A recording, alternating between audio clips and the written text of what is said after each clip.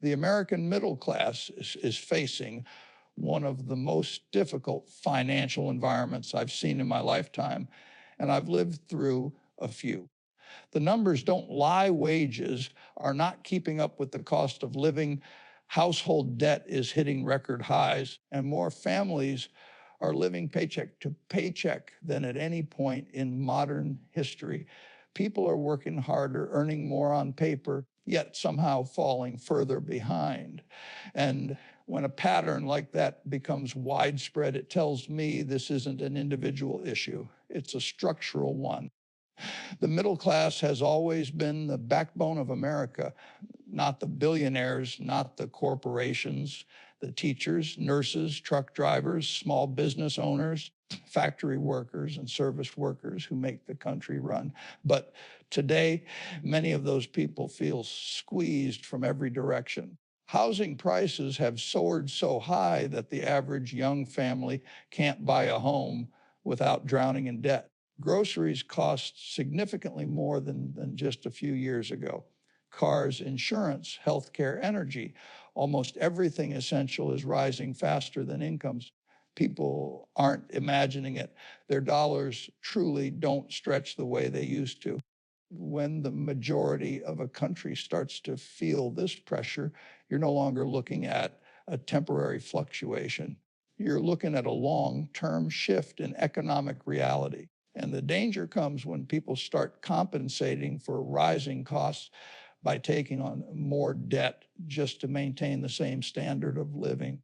Credit card debt is at an all-time high. Interest rates are the highest in decades, and savings rates are at the lowest levels I've seen since the financial crisis. That is not a healthy combination. Now, many people are looking for someone to blame: politicians, corporations, the Federal Reserve, global events.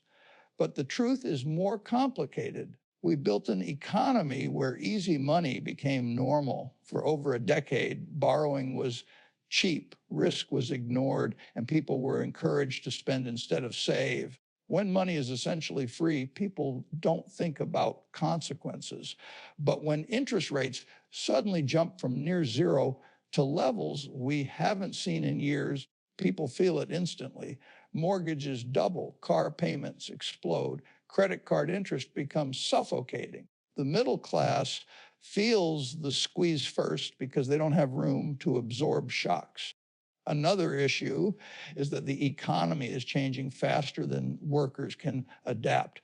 When new technology disrupts industries, the benefits don't arrive evenly. Companies profit quickly, but workers feel the pain immediately. Jobs that supported families for decades are disappearing or being replaced by lower-paying alternatives. And while opportunity still exists in America more than anywhere else, it requires skills, adaptability, and education that many families simply don't have access to. But here's the part most people don't want to talk about. Lifestyle inflation is part of the problem too. People are trying to live the same lifestyle they see online, even if their income can't support it. They want the new car, the bigger house, the upgraded phone, the vacations, and many use credit to fill the gap. But credit is not income. Credit is a bill you haven't paid yet. So what happens next? Well, I've always said that you don't know who's swimming naked until the tide goes out. And right now, the tide is slowly moving out. People who lived beyond their means for years are facing reality. Businesses that relied on cheap money are struggling. Homebuyers who stretched themselves too thin are feeling trapped. The cracks are starting to show. But I'm not pessimistic. I've learned that difficult periods often lead to healthier behavior.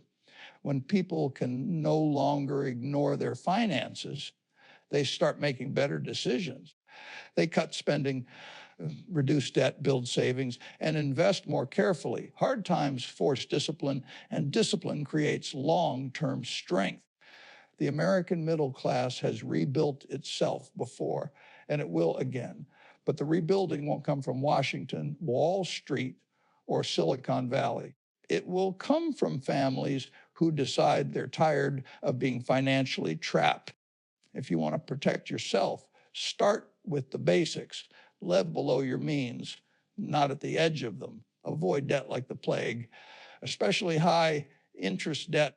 Save consistently, even when it feels slow or boring. Invest in things you understand, not things that promise you fast money. And most importantly, remember that wealth isn't built by what you earn.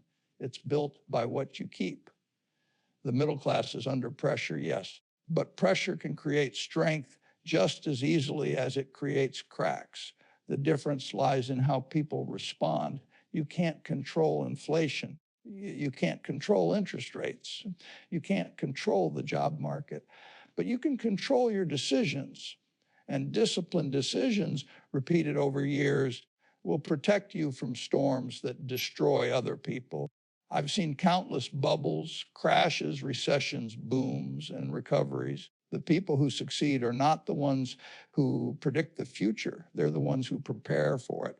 So while the middle class may be breaking down today, it can rebuild stronger tomorrow. And the path begins with responsibility, patience, and the courage to ignore the noise. That's the lesson I've learned in a lifetime of watching markets rise and fall. And it's a lesson that will never stop being true.